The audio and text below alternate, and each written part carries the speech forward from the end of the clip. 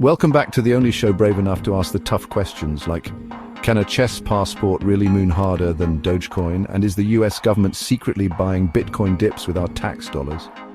Buckle up, because the markets weren't the only things shaking this week. Governments, ETFs, and even chess enthusiasts got in on the action.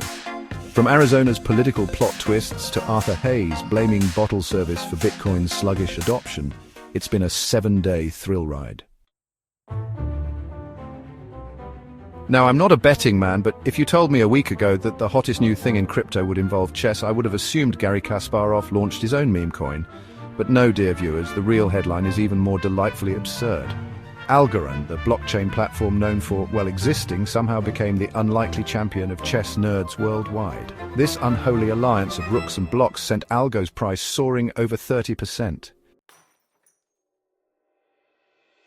In news that made every Bitcoin maximalist spit out their Soylent, the US government has apparently been quietly offloading its Bitcoin stash. Over the past 9 months, Uncle Sam's crypto holdings have dwindled by a cool 12%. Some speculate it's all part of a master plan, strategic selling to maximize profits, you see.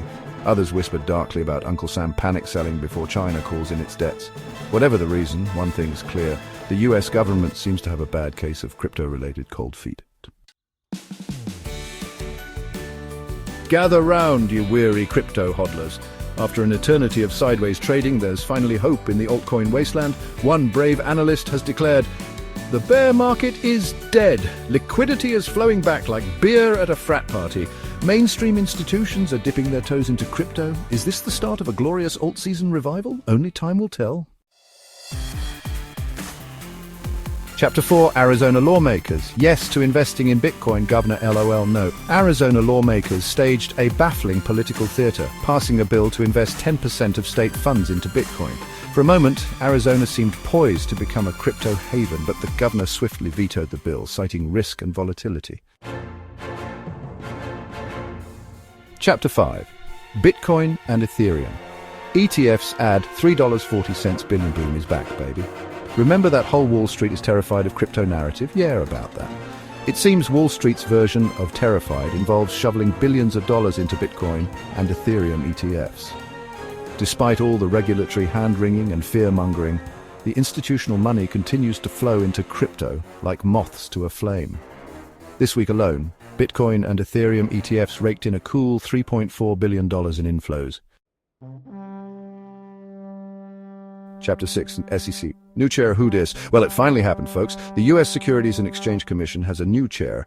His name is Paul Atkins, and he's got one mission: drag the SEC's crypto regulations, some of which still seem to be written on papyrus scrolls and chiseled into stone tablets, kicking and screaming into the 21st century.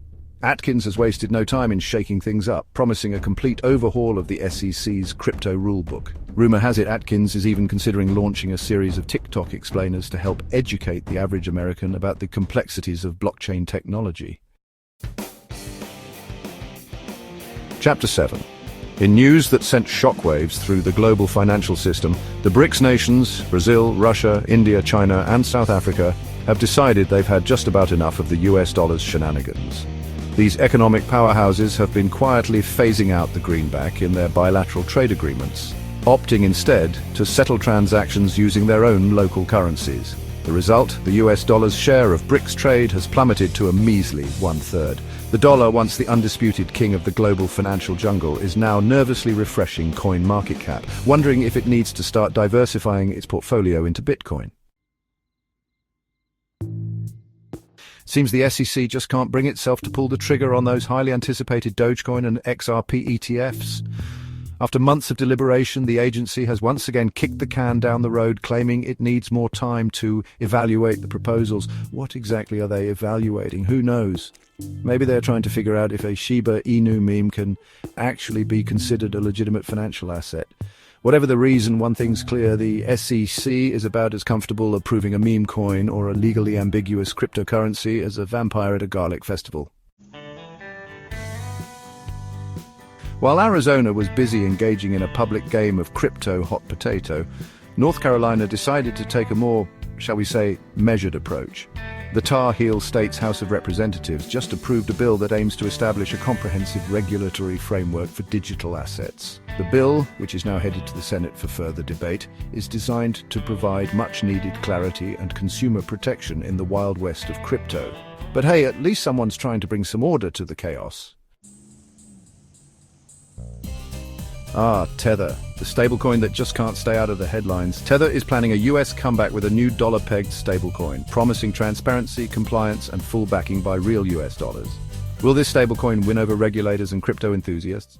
Only time will tell.